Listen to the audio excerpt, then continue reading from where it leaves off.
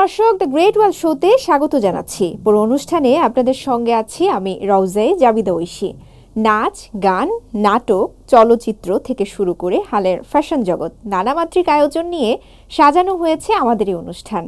চীনের প্রাকৃতিক সৌন্দর্য, সাংস্কৃতিক ঐতিহ্য, উন্নত সমৃদ্ধ এবং বৈচিত্র্যময় জীবনধারার গল্প আপনাদের সামনে তুলে ধরব। অনুষ্ঠানটি উপভোগ করতে আমাদের সঙ্গেই থাকুন।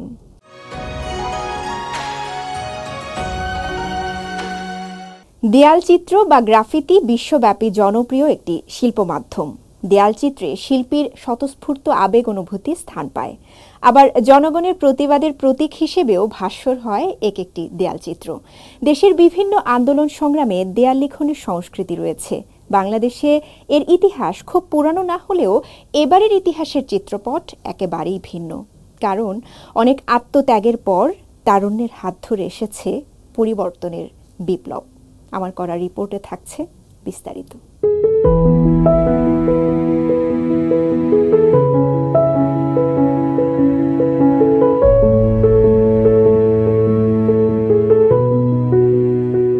যে এত স্টুডেন্ট যে মারা গেল, এত স্টুডেন্টরা এত রক্ত দিল, এত প্যারেন্টসরা যে তাদের সন্তান হারালো, তাদের যে একটা স্ট্রাগল, এই স্ট্রাগলটাকে হচ্ছে আমরা আর্ট করে হচ্ছে এইভাবে আমরা দিয়ে যাচ্ছি, তাকে ফিউচার জেনারেশন তারাও দেখুক। এগুলো মিথ্যা বাণীগুলো মুছে আমরা জনগণকে একটা ভালো একটা মেসেজ দিতে চাই, যে স্বৈরাচাররা যে স্বৈরাচারের কাজকর্ম করেছে এগুলো যেন মানুষ স্মরণীয় করে থাকে। দাসত্বের শৃঙ্খল ভেঙে মুক্ত বিহঙ্গ হয়ে কখনো প্রতিবাদের দৃপ্ত স্লোগান, কখনো সাম্যের গান গাই, আবার কখনো রাষ্ট্র সংস্কার চাই।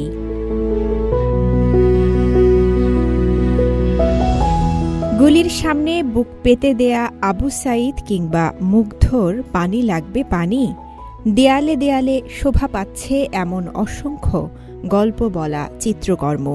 মুগ্ধর কথা সবার মনের ভিতর গেঁথে রাখতে চাচ্ছি, আবু সাঈদের কথাও গেঁথে রাখতে চাচ্ছি, এবং যারা যারা এই যে এসব করছে দেশের জন্য করছি।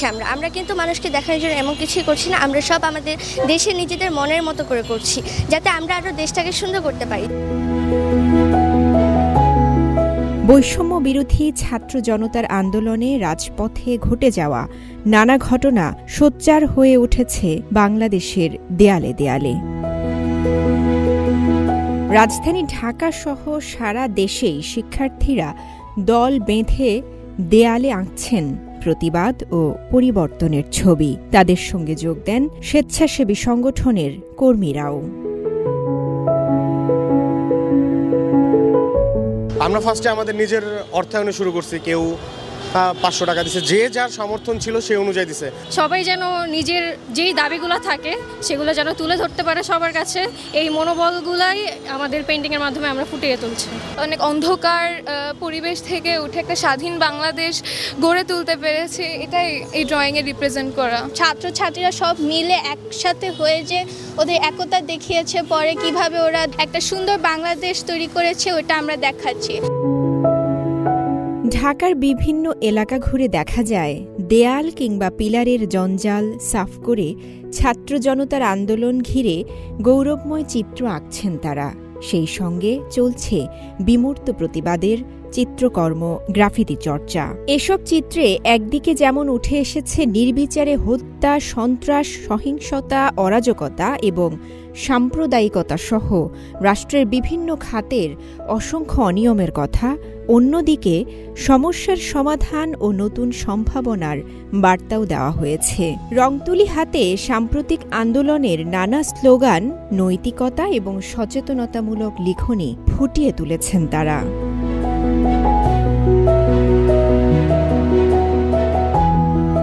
আমরা একটা ডেমোক্রেসি, আমরা ফ্রিডম চাই, আমরা হচ্ছে এই ধরনের গভর্নমেন্ট আর চাই না। আমরা চাই না যে আর ইনোসেন্ট লাইফ হচ্ছে মারা যাওক, আর প্যারেন্টসদের বুকটা খালি হোক। দেশকে আসলে গড়তে, একতাবদ্ধ করতে জরুরি, সেই মেসেজগুলাই আসলে আমাদের দেয়ালে থাকে না। অন্যান্য অনেক কিছু চলে আসে, কিন্তু আসল জিনিসটা আসলে থাকে না। আমরা চাচ্ছি যে ওই জিনিসগুলো যাতে আমরা তুলে ধরতে পারি। মুক্তিযুদ্ধ 1971-এর চেতনাকেও ভুলতে চাই না। আমরা এখন দেয়াল অঙ্কন করছি, আমরা এখনকার চেতনাটাকেও ভুলবো না। আমরা আমাদের দেশটাকে গড়তে চাই। ইতিহাসের সাক্ষী এই প্রজন্মের প্রত্যাশা, এসব ছবি দেখেও পরবর্তী প্রজন্ম উদ্বুদ্ধ হবে দেশপ্রেমে। সমাজে বৈষম্য, দুর্নীতি, অবিচার সহ বিভিন্ন সমস্যা ও অসঙ্গতি দূর করে সুন্দর সমাজ ও দেশ গড়ার পরিকল্পনা নিয়ে সামনে এগিয়ে যেতে চান এই শিক্ষার্থীরা। রওজা জাবিদা ঐশী, সিএমজি বাংলা, ঢাকা।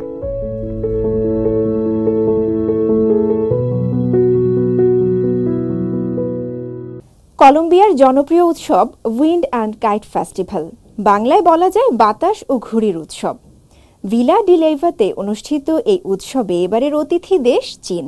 এবারের এই ঘুড়ি উৎসবে চীন তুলে ধরবে তার ওয়েফাং শহরের ঘুড়ির ইতিহাস। ঐতিহ্যবাহী চীনা শৈলীর ঘুড়িগুলোও সেখানকার দর্শকদের বেশ মুগ্ধ করেছে। প্রতি বছর কলম্বিয়ায় অনুষ্ঠিত এই উৎসবে যোগদান করেন দেশ বিদেশি অনেক ঘুড়িপ্রেমী।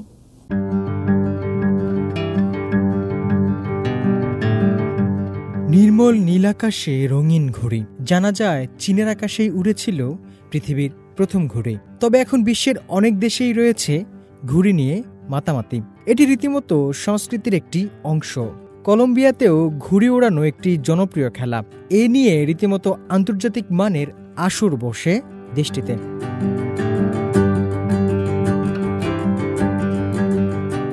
আগস্ট এলেই কলম্বিয়ার আকাশ ভরে যায় রঙিন ঘুড়িতে।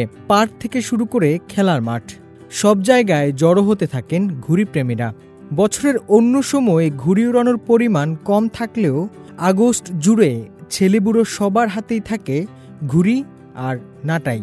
কারণ এ মাসেই অনুষ্ঠিত হয় বিশ্বের জনপ্রিয় উইন্ড অ্যান্ড কাইট ফেস্টিভ্যাল বা বাতাস ও ঘুড়ি উৎসব।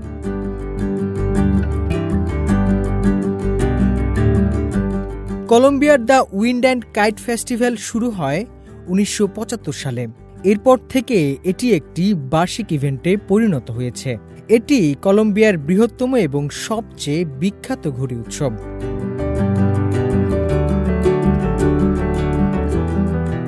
কলম্বিয়ার ভিলা ডি লেইভাতে এবার হয়ে গেল 47তম বাতাস ও ঘুড়ি উৎসব। এবারের উৎসবে দুই হাতে দর্শকদের ভালোবাসা কুড়িয়েছে ঐতিহ্যবাহী চীনা ঘুড়িগুলো। 3 দিন ধরে কলম্বিয়ার আকাশে মাতিয়ে রেখেছিল রঙিন ঘুড়িগুলো।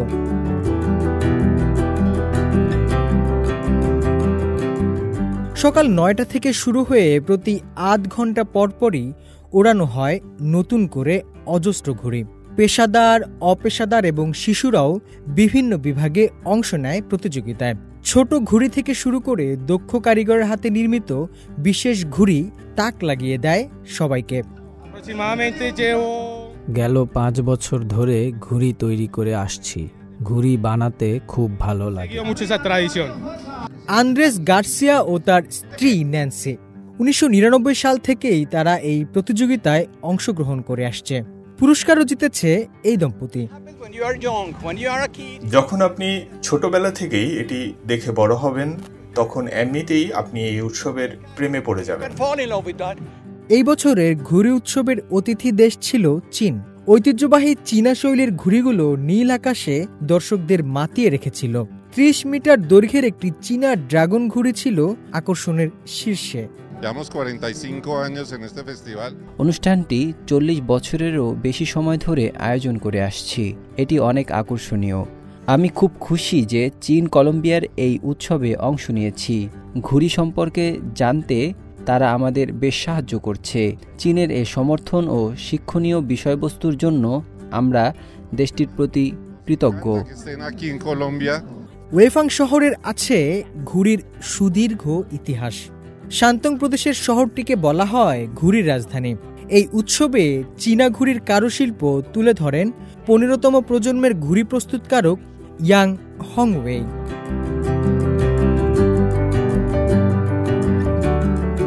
শুধু প্রদর্শনী বা কর্মশালাই নয়, ড্রাগন ঘুড়ি উড়ানোর মাধ্যমেও তিনি তার নৈপুণ্য প্রদর্শন করেছেন। তার মতে শতাব্দী প্রাচীন এই ঐতিহ্য শুধু সুন্দর সুন্দর নকশাই তুলে ধরে না, এটি আশার বার্তাও বহন করে।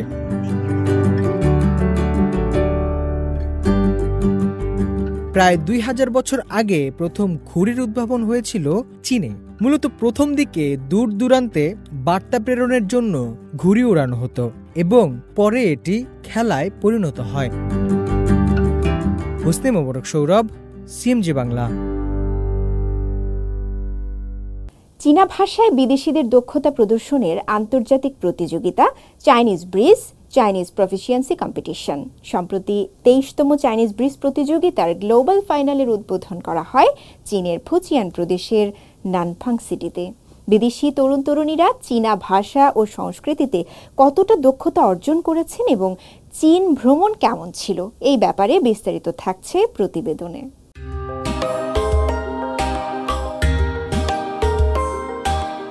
পূর্ব চীনের ফুজিয়াং প্রদেশের নানফিং সিটি। এখানে বিভিন্ন দেশের তরুণ তরুণীরা কথা বলছেন চীনা ভাষায়। চীনা ভাষায় দক্ষতা প্রতিযোগিতায় অংশ নেয়া বিভিন্ন দেশের বিশ্ববিদ্যালয়ের শিক্ষার্থীরা এখানে এসেছেন। 23তম চাইনিজ ব্রিজ প্রতিযোগিতায় গ্লোবাল ফাইনালের উদ্বোধনী অনুষ্ঠান হয়েছে এখানে।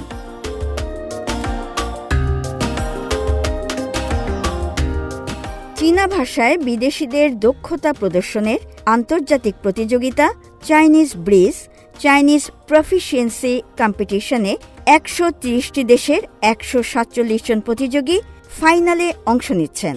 প্রতিযোগিতায় রয়েছে 40টি মাল্টিপল চয়েস প্রশ্ন। চীনের জাতীয় অবস্থা, ভূগোল, ইতিহাস, অর্থনীতি, সংস্কৃতি সব বিষয়ই প্রশ্নমালায় অন্তর্ভুক্ত রয়েছে। চীনা ভাষা শিক্ষার ফলে আমি দেশের সব প্রান্ত থেকে আসা বন্ধুদের দেখা পেয়েছি। আমরা ফুজিয়ানে মিলিত হয়েছি।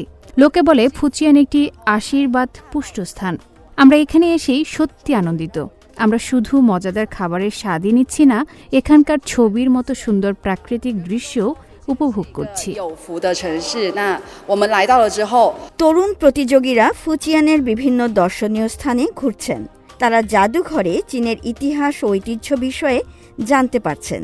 তারা বিখ্যাত চীনা চায়ের স্বাদ নিচ্ছেন। 21 দিন ধরে প্রতিযোগিতা ও সাংস্কৃতিক অভিজ্ঞতা অর্জন চলছে। বেইজিং সহ চীনের 7টি শহরে সফর করবেন তারা। ফুজিয়ান আমার উপরে গভীর প্রভাব রেখেছে, যা আমি চিরদিন মনে রাখব।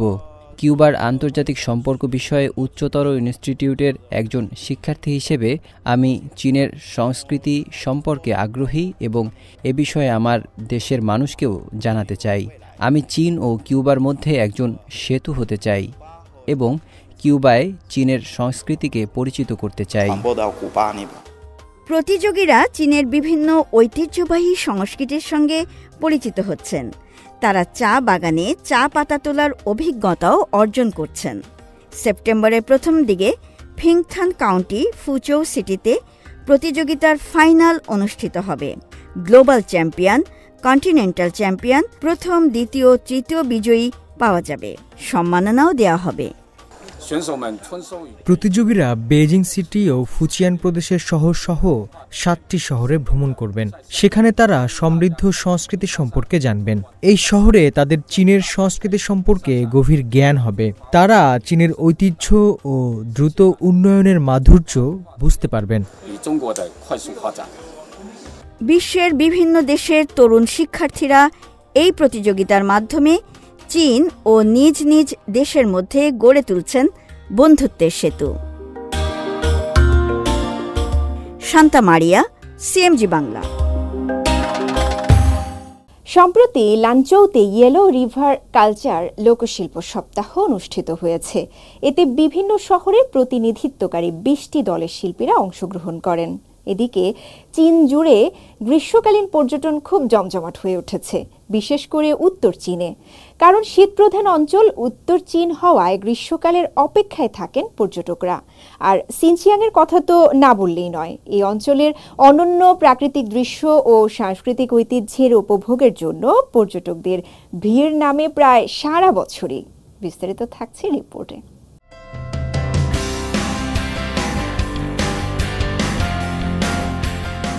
উত্তর পশ্চিম চীনের কানসু প্রদেশের লানচৌ শহরে দ্বিতীয় হলুদ নদী সংস্কৃতি ও লোকশিল্প সপ্তাহ অনুষ্ঠিত হয়েছে।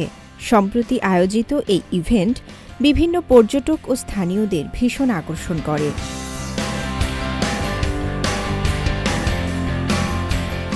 ইভেন্টে 20 দিনের মধ্যে হলুদ নদীর তীরে 12টি শহর থেকে 476টি লোকশিল্প প্রদর্শন করা হয়। এই ইভেন্টে লানচৌ, সিনিং, চিনান, চংচৌ এবং হোহট শহরের প্রতিনিধিত্বকারী 20টি দলের শিল্পীরা থাইপিং ড্রাম ডান্স, তুয়ান হোয়াং ডান্স, শান্তং ছিনসু এবং মঙ্গোলিয়ান দীর্ঘ গান সহ স্থানীয় শিল্প প্রদর্শন করার কথা রয়েছে।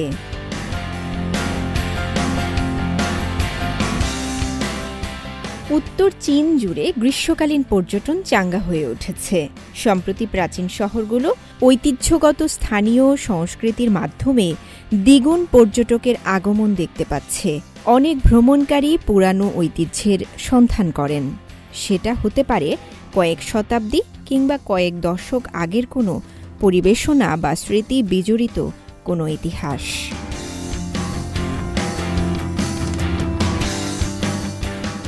উত্তর চীনের শানসি প্রদেশের সি ইয়াং কাউন্টির একটি প্রাচীন সড়ক পর্যটকদের খুব আকর্ষণ করছে। পর্যটকরা জানান, এখানকার পুরানো দোকান এবং স্থানীয় সুগন্ধযুক্ত খাবার অনেককেই স্মৃতিকাতর করে তোলে, তাই তারা এই সময়টাতে ছুটে আসেন।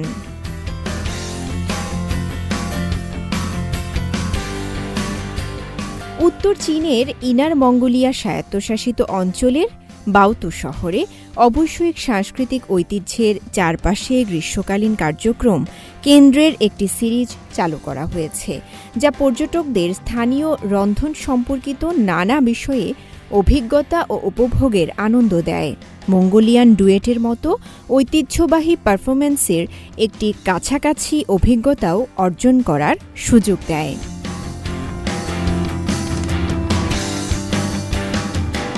উত্তর পশ্চিম চীনের উইগুর স্বায়ত্তশাসিত অঞ্চল সিনচিয়াং এই বছরের গ্রীষ্মকালীন পর্যটন মৌসুমে পর্যটকদের কাছে একটি জনপ্রিয় গন্তব্য হয়ে উঠেছে। এখানে পর্যটকরা অনন্য প্রাকৃতিক দৃশ্যে নিজেকে নিমজ্জিত করতে পারেন।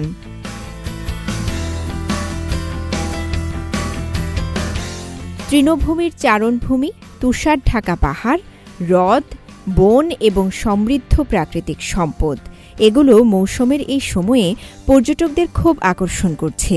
বিশেষ করে সিনচিয়াংয়ের আলতাই শহর সবচেয়ে বেশি জনপ্রিয় গন্তব্যে পরিণত হয়ে উঠেছে।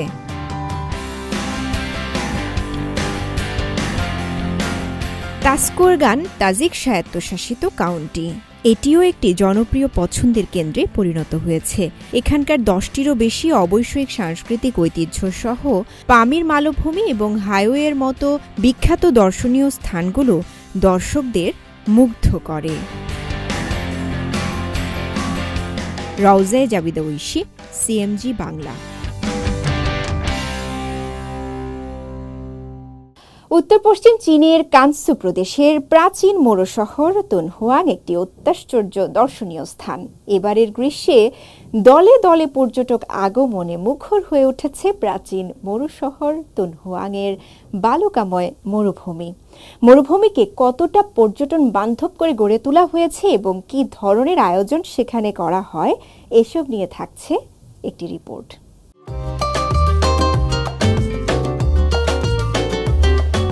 তুনহুয়াং একসময় প্রাচীন সিল্ক রোডের একটি প্রাণবন্ত কেন্দ্র ছিল, যা জমজমাট বাণিজ্যের মাধ্যমে পূর্ব ও পশ্চিমকে সংযুক্ত করে রাখে। এই মরু শহরকে দেয়া হয়েছে নতুন এক রূপ।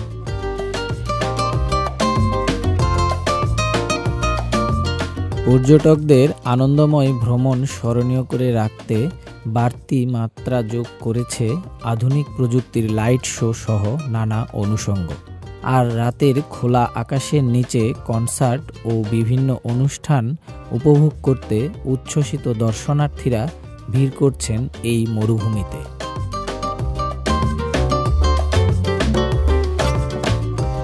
বছরের মাঝামাঝি থেকে প্রতি সন্ধ্যায় এখানকার হ্রদের পার কনসার্টের মঞ্চে পরিণত হয়। পাশাপাশি ড্রোন, লাইট শো, আতশবাজি এই ঐতিহাসিক স্থানে আসা দর্শক মনে অবিস্মরণীয় স্মৃতি তৈরি করে।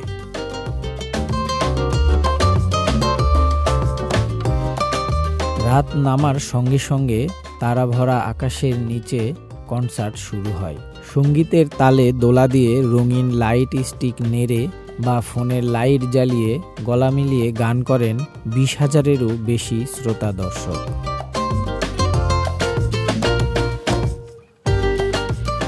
সারা দেশ থেকে আসা পর্যটকদের জন্য এই মরু শহরের রাতের বাজার নানা রকম খাঁটি ও ঐতিহ্যবাহী খাবারের পসরা সাজিয়ে বসে। ঐতিহাসিক তুনহুয়াং শহরটি তার অতিথিদের বৈচিত্র্যময় রান্না ও খাবারের অভিজ্ঞতা দিতে প্রস্তুত রাখে মুখরোচক ভেড়ার কাবাব, গ্রিলড ফিশ, অ্যাপ্রিকট পিল চা এবং গোমাংসের নানা স্থানীয় পদ।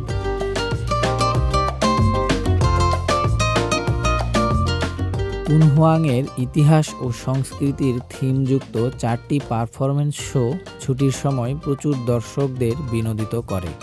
এর সবচেয়ে বিখ্যাত আকর্ষণগুলোর মধ্যে একটি হল ইউয়েয়া স্প্রিং, একটি অর্ধচন্দ্রাকার হ্রদ যা মিংসা পর্বতে অবস্থিত বিশাল বালু টিলা দিয়ে বেষ্টিত।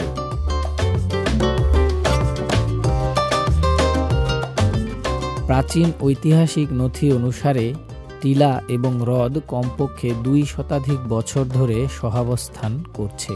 এখানকার বালি কখনোই এই বসন্ত লেকে গিয়ে জলরাশি নষ্ট করে না, বরং এর মিষ্টি জলরাশিতে সবসময় স্বচ্ছ তলদেশ দৃশ্যমান থাকে, যা এই স্থানকে বিশ্ববিখ্যাত মনোরম স্থানে পরিণত করেছে। নাসরুল্লাহ রাসু, সিএমজি বাংলা।